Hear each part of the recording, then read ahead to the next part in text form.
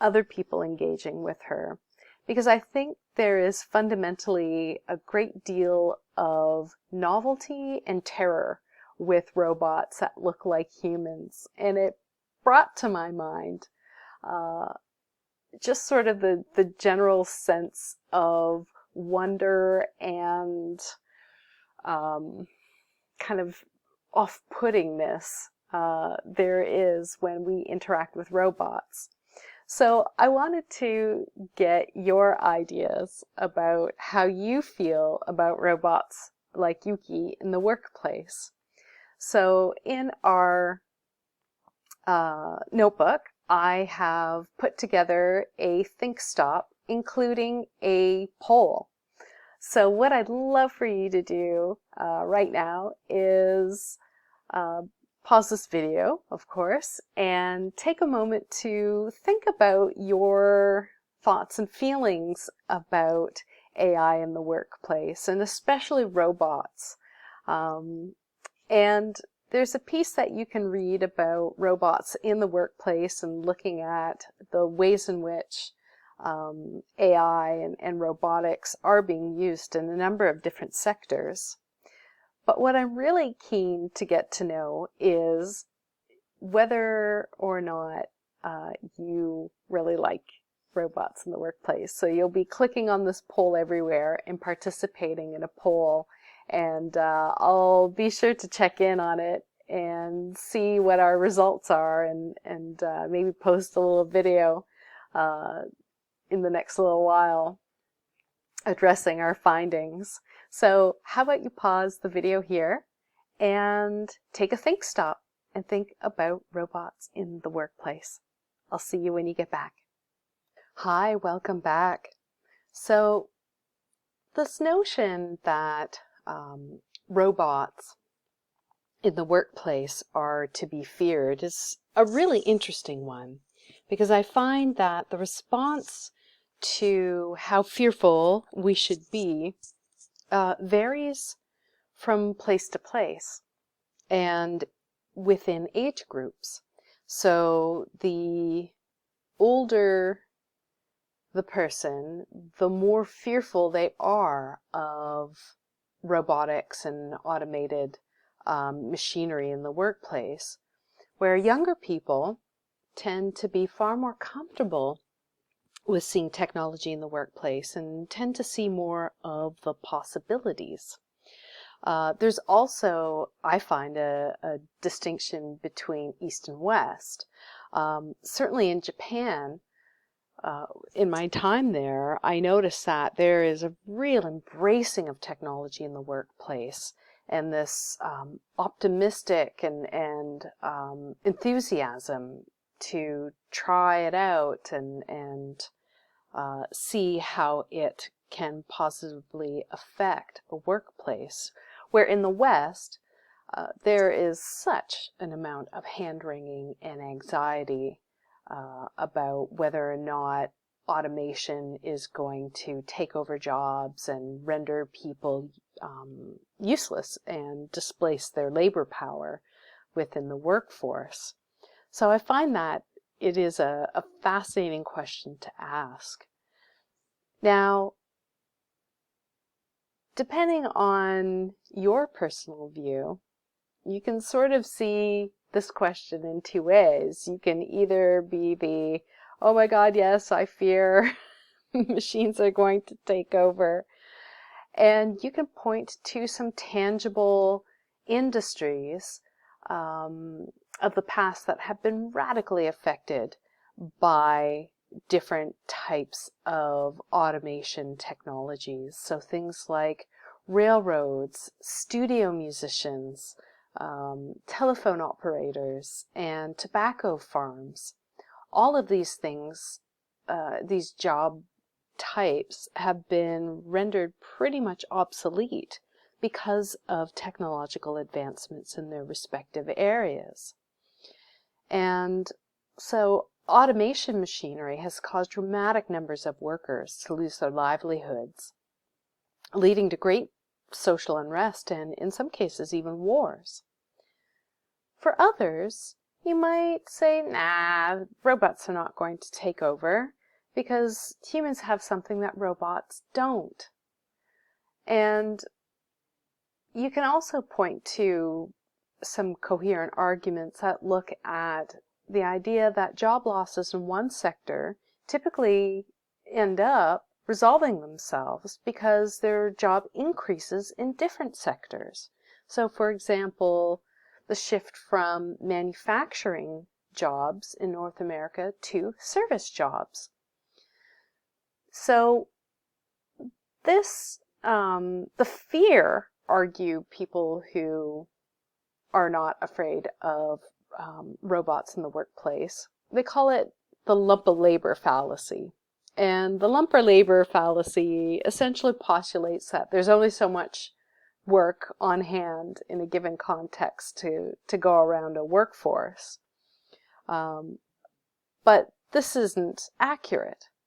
There's no intrinsic reason why work cannot expand. And if we look at the ways in which job markets have absorbed the loss of manufacturing jobs, you'll see that it just results in an increase in jobs in different sectors. So you can kind of cut through, I think, some of the rhetoric on either side of this debate in some really interesting ways. But I'm not going to make your mind up for you. Only you can do that. But of course, there's so many contradictions and so many different ways of seeing this this question. So there aren't really any right or wrong answers to whether or not we should fear robots in the workplace. But it certainly gives rise to some interesting insights into how we value the nature of work, as well as the reality of the nature of work. So for our module, we are going to be dipping in and out of some concepts, both old and new, that help us understand the technological impacts. The impact of technological change on work, as it is very complicated, and there are many different ways of seeing the social effects. So we are going to, of course, continue on our further study of social construction theory and technological determinism. But we are going to take on some fresh terminology and ideas. We're going to look at technological change and division of labor, social structure, economic globalization, income inequality. We are going to be introduced to our second technological paradox and look at the differences between gigs versus jobs. So we have a lot on our plate this module around, but I think we can do it. So I wanted to get us started as well, in addition to a bit of a warm-up and thinking about robots, with a little philosophical treat. Because I know many of you enjoy thinking philosophically and learning how to broaden your critical thinking skills. So I want to introduce you to the work of one of my favorite philosophers, and I do have a few, but certainly Bertrand Russell is definitely top 3. And you're going to be looking at an essay of his called In Praise of Idleness, which was written in 1932. And it's a really fascinating work, and I've included it in our notebook under the philosophical treat area, where you can find the original essay as well as the audiobook if you find reading things out of that time period a bit onerous. You can listen to it as you're driving in your car, or taking the bus, or going for a walk with your headphones on, so you can get all of the philosophical goodness out of that there too. And in this Think Stop, I've also included a question that you can share your responses with in the comment box here after you have given the work of Russell a little bit more consideration. I'll do my best to explain a little bit about it for you, just to give you the context and the heads up. So Bertrand Russell was a British philosopher in what's called the analytic tradition. The differences are not really what we need to be focusing on right now. But I want to draw your attention to the fact that Russell is one of those Renaissance thinkers. He, philosophically speaking, sort of explored a broad range of issues, everything from mathematics to social questions, and he was a very active social activist. He was incredibly active in the feminist suffragette movement, so the women's right to vote at the beginning of the 20th century. But he was also an activist against nuclear bombs and one of probably the century's best known pacifists. So he was somebody who was very much against war of all types. So the work of Bertrand Russell really spans the gamut in kind of our social thinking and social reasoning. And he makes a really fascinating case in this essay, In Praise of Idleness. So if you recall, I had mentioned that this was written in 1932. So, we're in the interwar period in North America and Europe. So there is a great deal of hardship that is seen by people. There's an economic depression. There's a really difficult time in finding and maintaining work that is making ends meet on both sides of the ocean in North America and in Europe. So these are really hard times for people. And it was pretty controversial for somebody like Bertrand Russell to come out with an essay called In Praise of Idleness, when really what people wanted to do was get back to work. But Russell thought it an opportune time to talk about the nature of work and get us thinking more deeply and more critically about the nature of work. And much in the same way that in our post-COVID, I guess we're not post-COVID, our COVID world where we're asking questions about can we build our society back better once we're integrated and things are back to a new normal again. In the same way that we are going through this kind of thinking, so was the world of Bertrand Russell in the 1930s. So for Russell, he wanted to center this essay about work and get us questioning about what it is about work that we think of as valuable and important. And so he starts the essay very cheekily by giving us two definitions of work. The first one is, he says, it's just altering the position of matter at or near the Earth's surface relative to other such matter. So what's he getting at here? Well, he's talking about manual labor, the idea of pushing, pulling, moving, or transforming a thing of matter, physical matter. He's addressing manual labor here. And he goes on to say manual labor is very important, but it is unpleasant and quite badly paid. The second kind of work, Russell points out, is telling other people how to alter the position of matter relative to other such matter.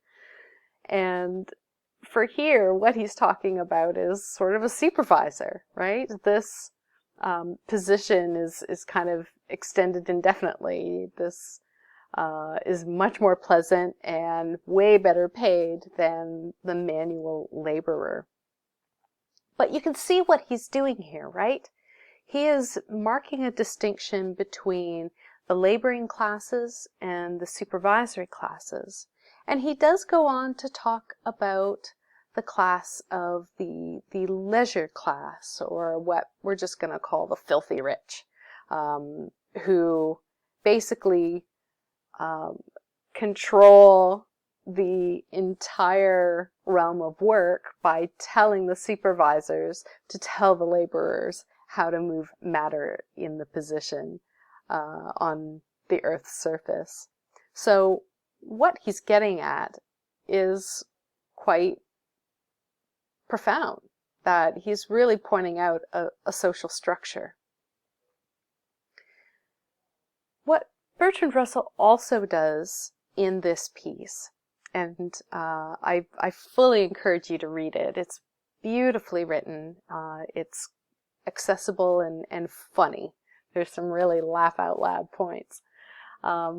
What he's getting us to do in the course of this essay, from these types of work, it reveals a lot about our attitudes regarding work. And he says fundamentally our attitudes about work are irrational.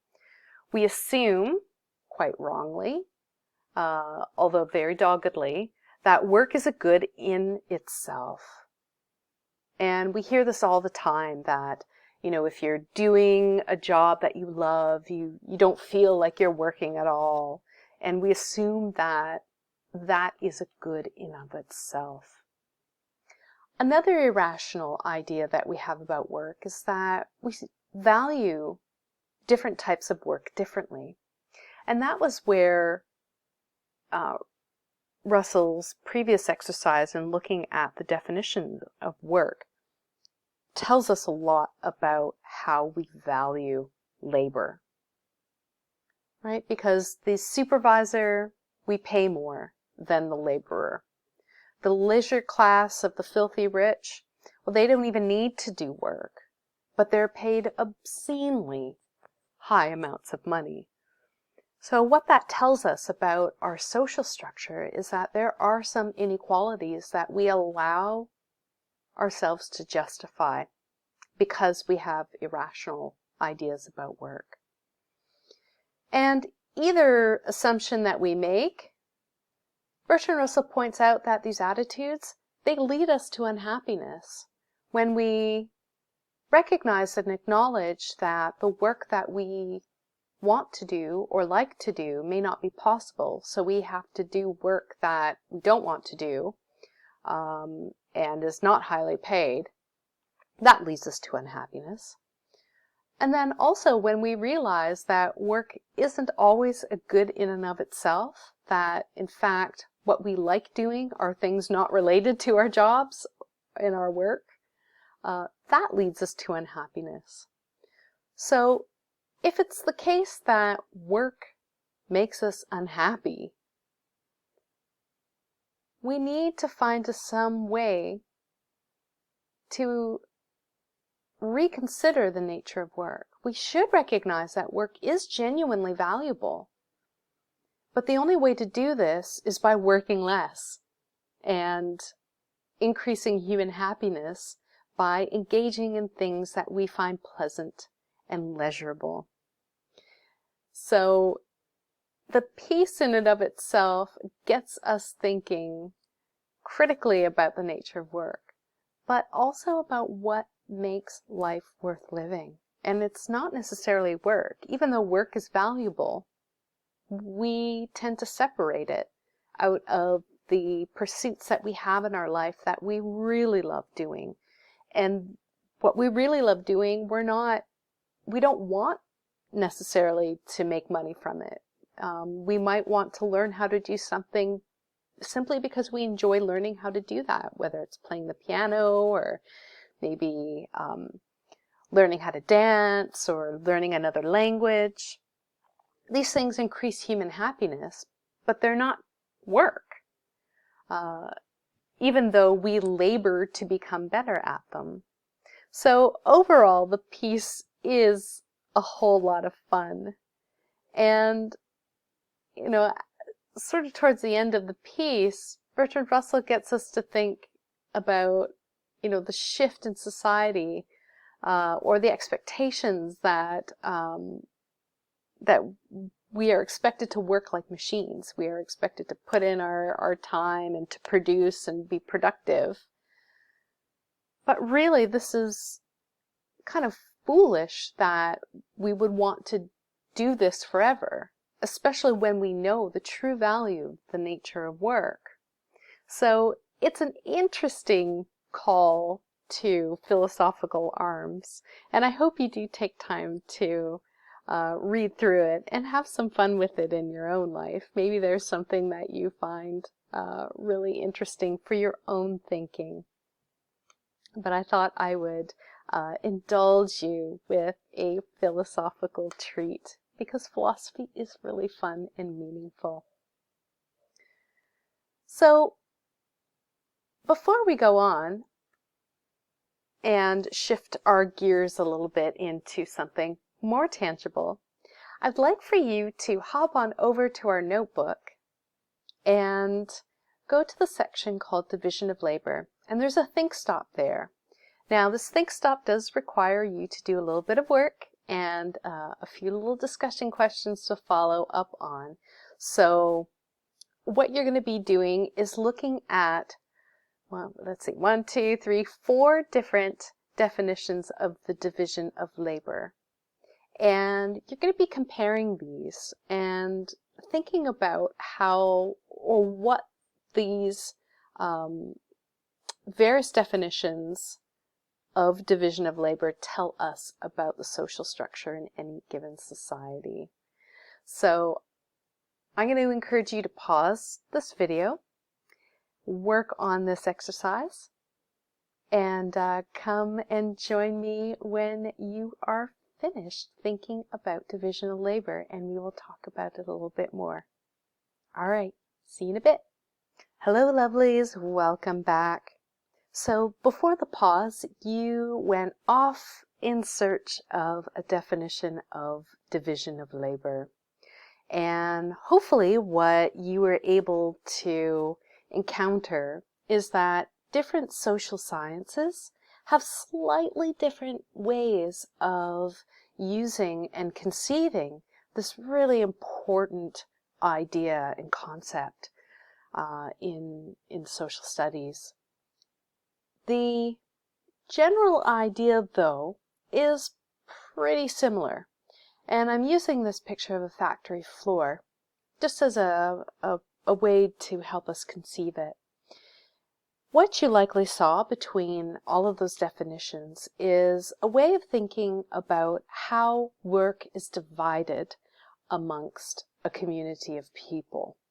So you can see here that each of the workstations of these people who are working really, really hard, they are up to different actions. And a division of labor, generally speaking, gets us thinking about how something is made, but bit by bit. And together, these pieces are pulled together to create a finished project, so that not one person is doing the entire project on their own. What's really interesting about this concept of division of labor is that it is not a new concept. I would have thought, and probably you did too, we likely assumed that it is a concept that arose during industrialization, and the need to have machines and automative practices creating the components for products. But it is actually an ancient concept.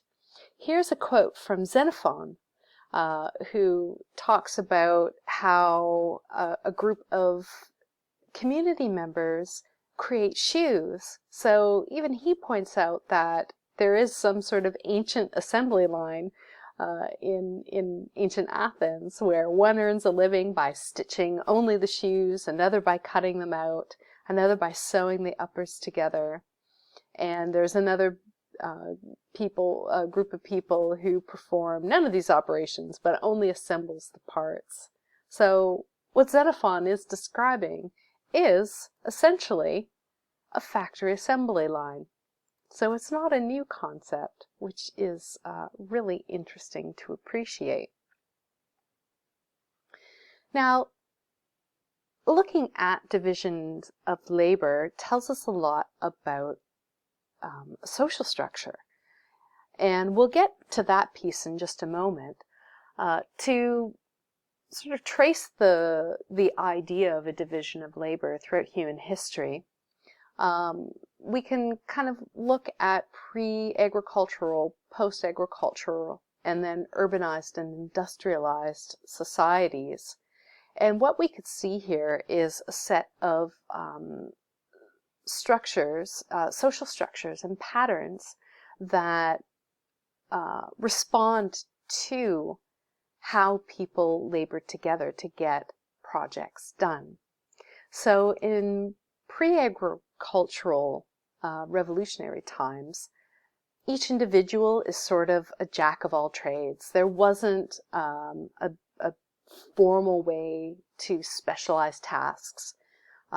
Everybody knew how to sew a pair of footwear. Everybody in a community knows how to hunt and gather. Everyone knows how to cook. Very simple meals. So there isn't this need for specialization of tasks that we see later on with industrialization, or in the factory floor example that we just looked at. During the post-agricultural revolution, so this is about 12,000 years ago, when groups and communities of people started settling down and growing their food rather than chasing it around and having to travel around a lot. With settlement comes advances in technology, and these advances in technology give rise to a specialization in the division of labor. So here we see that with settlement, there is more time to become really good at producing specific objects. So you might have a group of people who they do the hunting for the community, and therefore they will know better how to specialize the equipment and the technologies to be able to hunt more efficiently and effectively. So you see these natural divisions of labor start to occur when people settle down and have their basic needs of shelter and food met. We see an intensification of division of labor occurring during industrialization and the move towards urbanization. So with dense urban settlements, we see specialized religious practitioners occurring.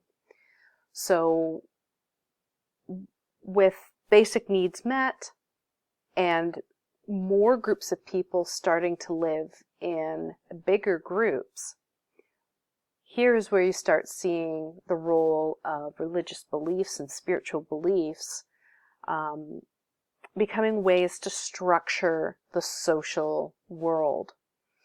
And we start to also see complex modes of civil and military organization, so ways of organizing power and organizing protection amongst community members. So within this, we start to see greater occupational specialization, and it flourishes during this era because it can result in better quality craftsmanship and work when you have people whose lives are especially devoted to specific tasks, whether they are tailors, coopers, millers. The product that they're able to trade and share amongst a community gets better and better with this specialization. And it even grows entirely new goods and services, because, let's take this little medieval portrait for an example. If you're dyeing clothes to make and sell, you need someone to create the giant bucket. So here's a new industry of people who are coopers, who can then create the buckets and other receptacles that go into, that contribute to creating new items of clothing. So the extension of a division of labor, when it kind of expands beyond specialized workers, you have to start breaking down the process. So here's where you can get different communities collaborating on creating things because the process is broken up into smaller chunks. And the result of this expansion and extension, of course, is new economic relationships, because now you are encouraging new goods and services from neighboring communities to work together and create a greater sense of community. So you can see how the division of labor becomes a way to create social structure and give rules and stratus to a group of people in a series of communities. And I don't know if you've had an opportunity to study a lot of economics, but if you haven't, the most important name that you will likely ever know about economics is the work of Adam Smith, who is a Scottish Enlightenment thinker and economist. So he's writing in 1776, and he points out a bunch of principles and ideas that we still believe in to this day. And it's this, that we engage in work not because we find it pleasurable or it's the best use of our skills. It's the best use of our skills because it allows us to exercise our own self-interest. So, Smith points out it's not the goodness of the butcher, wanting to cut meat, or the brewer and baker wanting to create food. It's actually their own self-interest that drives them to this labor practice.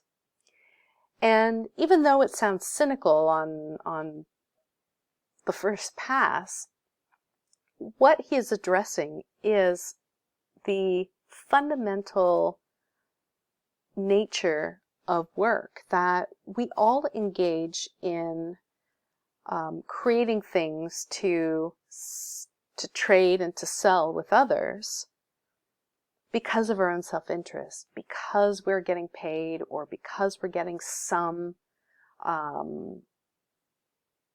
benefit from doing this. So a division of labor becomes a way to sort of spread out self-interest in a wider, broader way, so that more people can participate in a division of labor. And I had mentioned that this links into our ideas about social status and social structure. And it is certainly the case that the changes in the division of labor within a society gives us some boundaries and ways of understanding social structure. And part of social structure is recognizing the role of social status. And social status is tied to occupations in pretty much every society. It gives us a sense of class, caste, or whether or not people are indentured into labor relationships within a society or community. And social status refers to a person's standing or importance within the community in relation to others. So you can see here how what you do for a living reflects where you are located standing-wise within a social structure. Now, I think a point of interest is to discuss the troubling contribution of slavery. All societies across time in human in the Anthropocene have dealt with slavery because it was a major source of labor in the empires in both the ancient world and the modern world. And even to this day, there are some places on our planet where slave labor is still going on, even though we find it deeply immoral and are growing our awareness of why it is inappropriate. But for most of human history, slavery was very morally justifiable, and it was given a form of economic justification. It created the foundation for a large portion of economic life for many societies throughout time. And while it had been condemned since about the 13th century, it was many more centuries past that before slavery as an economic system is made not only illegal, but considered deeply immoral. So it took time to change this idea. And part of the reason why there is a shift from seeing it as justifiable to immoral has to do with its relationship to social structure. But what's really interesting about slavery is that as an economic process, it is largely inefficient. It's unmotivated, and it powerfully inhibits the development of a skilled labor force, as well as technological innovation and economic advancement. So all of the things that, all of the arguments that many people had used in the past to justify it based on an economic reasoning actually is not the case. And if you're interested, I have included an article for you to consider about the inefficiencies of slavery, and it goes over in great detail some of the economic fallacies and problems with this argument. So you're welcome to take a read of that whenever it strikes your interest. But I want to move on very quickly, just so that we can start a new video in our new segment that's coming up in a few more slides, and to sort of bring this one to a close for you. Because we need to ask the question, what is the point of work? And why do we have the sense that we try to make it easier? And so we've looked at the concept of division of labor, which is one way that we try to make it easier. We look at social structure, which goes hand in hand with the division of labor, so that it makes working life easier for some and harder for others. But we do have this instinct to work as little as possible so that we can enjoy leisurely pursuits. And I want to explore this in a little bit more detail with you, because there's something really interesting that happens, and we're going to call it technological paradox number 2. So whereas the first technological paradox was about the relationship between knowledge and power, technological paradox number 2 is a paradox of progress. And it's this assumption that we make that the more technology that we have, the more leisure time that we will have. The reality of this assumption, though, is quite different. Study after study after study, both anthropological, sociological, and economic, have all pointed to the exact same result, that the amount of work per capita actually increases with the evolution of culture and the evolution of technology. And the amount of leisure time per capita decreases. So in other words, those labor-saving devices like the slap chop thing that you put your vegetables in and you slap the top of it and it's supposed to cut your vegetables, and our iPhones and all the gadgets that we have. The idea is that the more gadgets and technological advances there are, really just increases the amount of money that we need to make in order to use them. So it does not increase our leisure time. A really great example of that comes from a group of tribes people. They travel throughout Botswana and Namibia, and they're called and you have to excuse that little exclamation point is a click. So I hope I'm pronouncing this correctly, the Kungsan people, which is a joy to say.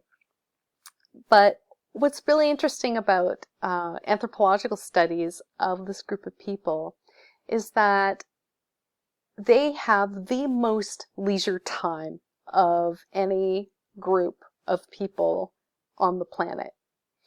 And this is because they can wrap up their basic needs, so they can hunt, collect food, process it, get clothes ready and cleaned, and basically do all of their basic needs by working a 6-hour day, 2.5 days a week. The rest of their time is truly leisure time. They're singing, dancing, storytelling, playing, just generally hanging out with family and friends in your community. And for us in the West to see the simplicity of the life of the Kungsan people, it's a really stark contrast to all the gadgets and the technology and the seeming progress that we believe that we have made with all of the stuff that we have, where really it's quite the other way around. Now, in our notebook, I have included a section on this technological paradox, and I've found a great article that was published quite recently in The Guardian, and it's sort of starting off with the premise that, again, because of COVID uprooting so much of our lives, that we find ourselves deeply questioning philosophically the nature of work and the value of leisure. So we have here a fantastic contemporary example of how this technological paradox actually affects our lives in some really devastating and interesting ways. So I've plopped that there. You can read it when it strikes your fancy. It's fascinating. I just want to make one more point before we carry on. Just to reiterate for you here, technological paradox number 2, to put it in other words, is a relationship between the increasing the amount of time-saving technology resulting in the decrease in the amount of leisure time. So it's a cruel paradox, really. So finally to that point is this difference that anthropologists and sociologists make between the concept of abundance and the concept of affluence. And for those of you who are not seeing this video and who are not attuned to maybe the way that the social sciences define these terms, you're going to be really disappointed when you go to look up these terms in a dictionary, because you're going to find that they are synonymous with each other. But those in the social sciences use these terms quite differently than our average parlance. So for those of you who are listening right now, you are part of a super secret society of nerd things, like terms and stuff. But it's cool, and you'll thank me on an exam. You're welcome. So this difference between abundance and affluence, again, gives you another way of understanding technological paradox number 2. And here I have clipped some work from a photojournalist who has created a series looking at beloved children's toys in different parts of the world. And it really tells us a lot about the way that the technological paradox functions. So we have here this little cutie with all of her blocks and her stuffies and just a wonderful array of toys. You have this little Moroccan cutie here with only a few things. He's got some books, his knapsack for school, a little toy helicopter, and a little stuffy. And you have these cutesy twins from Zanzibar and their little beloved toys. I think that's Skeletor from He-Man. That is awesome. But what you're seeing here in these pictures is the difference between abundance and having an abundance of things versus the affluence of things, which may or may not have to do with the quantity of things that you have. The affluence here is really speaking to the amount of imaginative play and pleasure that one gets from having a few things that you love deeply. And economically speaking, we can see here that abundance gives us an indication of how hard this little cutie's parents had to work to get all of these really amazing toys. And for these kids, it tells you a little bit about how hard their parents have to work to get just a few little things. So it's a really powerful way of getting to know the technological paradox number 2 with another example. So I'm going to leave this video here because I've been yapping on for nearly an hour and you need a break, and so do I. So we'll see you in the next segment of our module.